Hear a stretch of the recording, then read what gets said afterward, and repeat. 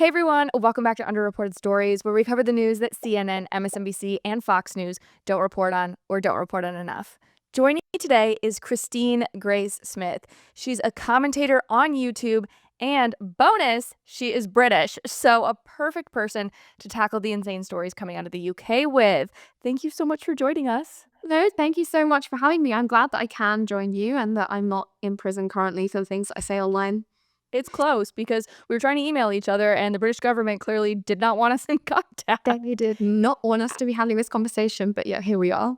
I know. So thank you for being so bold and speaking out. We really appreciate it. So I'm going to give the audience a little bit of like a synopsis on this story. If you guys haven't heard the story, it's okay because the timing of it and the exposure of the story we're going to talk about was so perfectly timed with people still being on holiday, at least here in the US. So we're going to catch you up. Christine, I'm going to give them a brief, but if I miss something, please pipe in, correct me. Of course. The UK has what's called a safeguarding minister. This is somebody that's in the Labour Party and kind of like a right-hand man of sorts to the Prime Minister. And this individual, her name is Jess Phillips. She's supposed to be tackling violence against women and domestic abuse. That's literally her sole responsibility as the safeguarding minister. And it was very recently uncovered that across the UK, there are British Pakistani gangs, so Muslim men, who were abusing and assaulting young girls as young as, I believe, 12 years old was the youngest. And this was reportedly happening in 50 towns all across the UK. And so there was a report that came out about the rampant sexual abuse by these Muslim men. And Jess Phillips and pretty much all of the Labour Party refused to launch a public inquiry into this abuse. And it's been suggested, and Christine, I want to get your opinion on this, that police officers, prosecutors, Jess Phillips, and even the Prime Minister are just so fearful of being called Islamophobic that they're seemingly unable to call out gang assault on little girls. So can you give us a little bit more coverage on this story and how British people feel about this? Yeah, so you're absolutely correct. And I think what's really interesting for us over here in the UK is that this is not news. This is not something that's like a new thing. This is something that happened years ago. We're talking about this blew up in the courts in 2012. It's only now because of Elon Musk tweeting about it that it's being drawn to attention. So what everyone is sort of referring to, the main big scandal that happened was the Rochdale grooming gangs. And this happened back in the years of sort of 2010 to 2012, I believe. Now, you have to ask the question, well, why would the government not want people to look into this? On the one hand, there is the, not wanting to be called Islamophobic, which is absolutely true. We have a little saying here in the UK where we say two-tier kid, because basically, if you're a Muslim in the UK, you're treated one way, and if you're a white person or literally anyone else, like a black person, like just non-Muslim, you're treated another way. So, for example, we've seen this manifest in the form of the protests, the Israel-Palestine protests. If you was to attend something that was, say, pro-Israel, then you would likely get arrested and quite harsh treatment, whereas Muslims have been allowed to. I saw a clip recently that was in London. Muslims were at a pro-Palestinian protest in central London, and they were shouting and raving about how you should grape Israeli daughters. They weren't arrested or anything. But if you was on the flip side and you were saying anything remotely similar of the sort, no doubt you would be in prison. So yeah, the Islamophobic thing is a weird one. People are too scared of being called Islamophobic to tackle these things. But the main issue is, why is our government trying to hide this? Why does our government not care about the victims of this abuse? Why does the government so badly not want people to look into this? When you look into the facts of the case, what's interesting is the fact that our current Prime Minister, he kind of got up to his position through working in the Crown Prosecution Service. So he basically was the director of the Crown Prosecution Service, so in charge of prosecutions. What's the Crown Prosecution Services, just for... I don't know what that is. For example, in the States, if you get arrested and then you go to court, the government, the side of the government who, District like the attorney. prosecutor. Okay. Yeah. Cool. That's like our district Keir Starmer attorneys. is a prosecutor. That's what he does. He's Got a it. lawyer. He was the we're head. very familiar with far left or district attorneys in this country. Okay. Got it. That makes so much more sense. Yeah.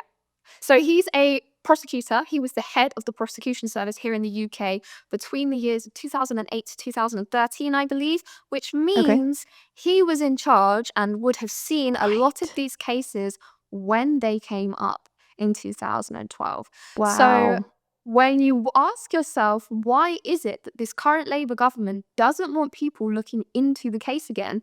They don't want to open up another public inquiry. Well, it wouldn't take a very clever person to perhaps speculate that maybe he doesn't want to have any kind of blood on his hands. Maybe he doesn't want to be found responsible for any kind of Wow. ill doings of the prosecution service. So, look, I don't know. That's just some things that I've seen that kind of stand out to me. But I No, think that it's makes interesting so that much more sense, though. I think that's not you're what's hitting the spoken nail about. on the head. Yeah, Yeah. it's a cover up of sorts.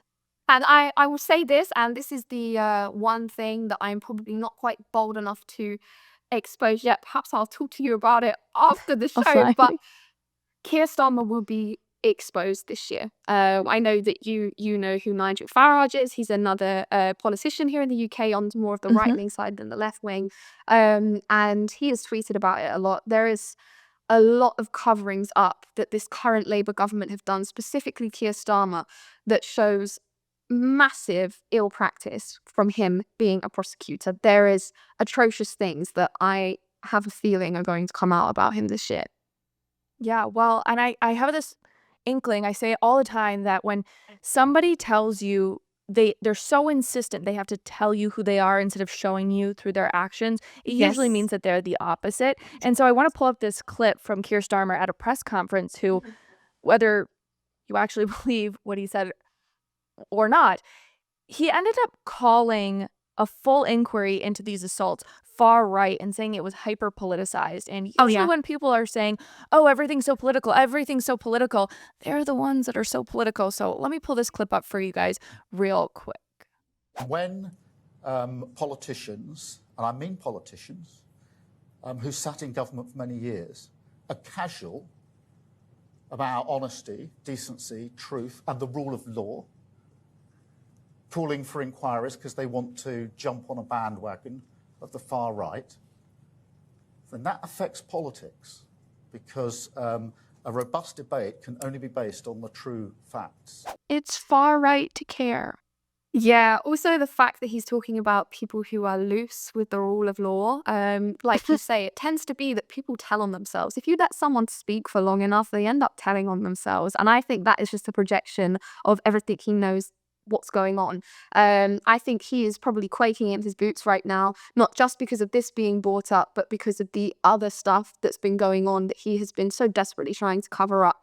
There are people here in the UK that are currently in prison because of things that they said online. We are talking about real criminals who've committed real bad crimes who have been released to make room for people who've speculated about a previous crime. So not to kind of say too much because like I don't want to be arrested. There was a It's stabbing crazy. recently in Southport where three young British girls, white girls, were unfortunately brutally murdered. And Mhm. there are people online speculating about the identity of the killer. Now, one thing that's really interesting here in the UK is that if a white person, a British person, like born British person, commits a crime, it is plastered everywhere. And typically, their identity is out in the headlines the next day. However, with this awful, awful assault, these girls were very, very young. The identity was kept very hidden, and there were lots of questions about the identity of the killer, and no one seemed to know what was going on. Well, the identity has now come forward, and all of a sudden, the Labour government are trying to kind of like grasp at straws and try and cover things up. And yeah, to Was not he say any Muslim? more, there is a reason for that. There is a reason why Oh, this yeah. Labour government is so desperate not to have people know the identity of that killer. And no doubt, I think the reason that they're so desperate not to open another inquiry into the Rochdale grooming gangs and others, which no doubt are continuing to go on now, is because Keir Starmer was in charge of our criminal defense, our criminal prosecution service here in the UK during that time. So it's obvious that he's got some dirt on his hands that he wants to try and wipe clean, and he's just trying to get people to look away from that. And a great way to do that is to demonize the people asking the questions. If you can say Yes. to people, if you're asking questions, if you want to know the truth, well, you're far right, then it's very easy to discredit people with name calling. It's like the whole, I'm sure you experienced it too. Oh, you're transphobic, you're You're homophobic, you're this, you're racist, that. sexist.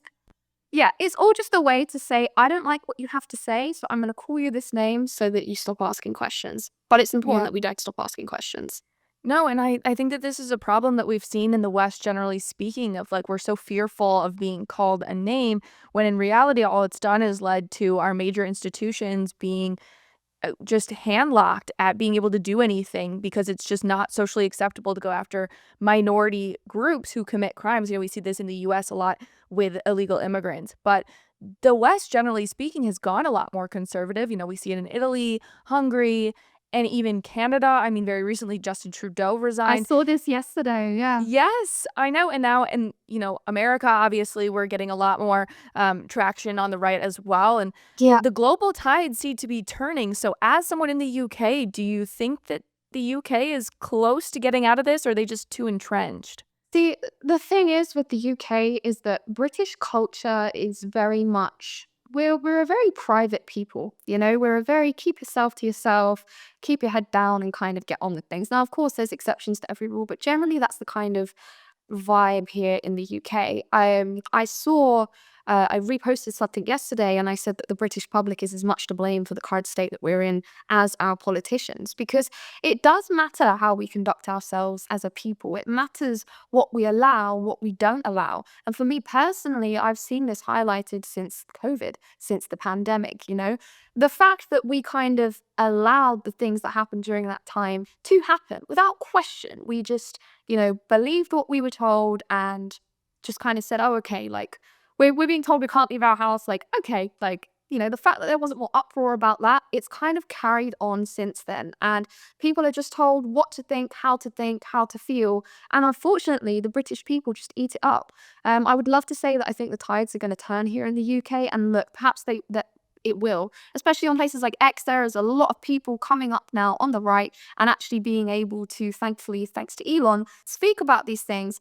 However, I am on the ground here and I do, go out of my house and interact with people. And the truth is that as much as X is a beautiful place, I I don't think most people are aware of anything that's going on, unfortunately. I think Britain is still very leftist in our thinking. And that's why Labour won. That's why Labour won the last election, because, people wanted a Labour government. So that's what we've got. Yeah. I think that's the problem that I'm Canadian as well. I'm dual citizen. And I think Yeah. that's kind of the problem with Canadian culture as well, is there's just a sense of apathy, generally speaking, and you can't be victorious or have freedom in your life if you're Oh going to no, be God forbid apathetic. you fly a great British flag outside of your house. God forbid you are a patriot in the UK. That is almost like seen as like a crime here. Like if you That's are a nuts. patriot British person here, you're treated as very like far right and this is a dangerous person. The kind of idea is like we have a culture of like football hooliganism here, and it's like if you are seen to be patriot, you're kind of grouped in with that group, and like the Tommy Robinsons of the world, you're just automatically painted this violent, dangerous person that needs to be avoided at all costs. And it's a It's shame because it just absolutely means that nuts. the truth is suppressed.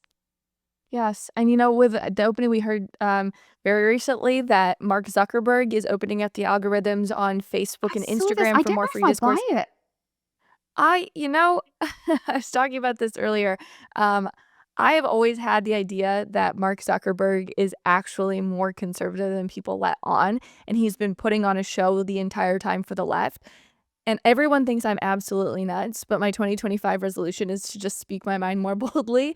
And I know I'm going to get a ton of crap on the internet, but if you actually sit down and listen to his interview, or not interviews, like these boring subcommittee hearings that he does on Congress, he is constantly telling Democrats, well, no, we have free speech. I can't do that. No, we have free speech. And he I wouldn't say he's a warrior by any stretch of the means. He's rolled over time and time again, But I think he understands that to compete in this world, you need to have free expression. And he let Elon go forward and be kind of the warrior and be the person that opened the doors to that. And now, I don't know, I we'll think see. also it's probably a smart business move for him. I mean, if you look at it in terms Yes. of, Trump's just won the election over there. You've got Elon Musk revolutionizing X and giving people, freedom of speech.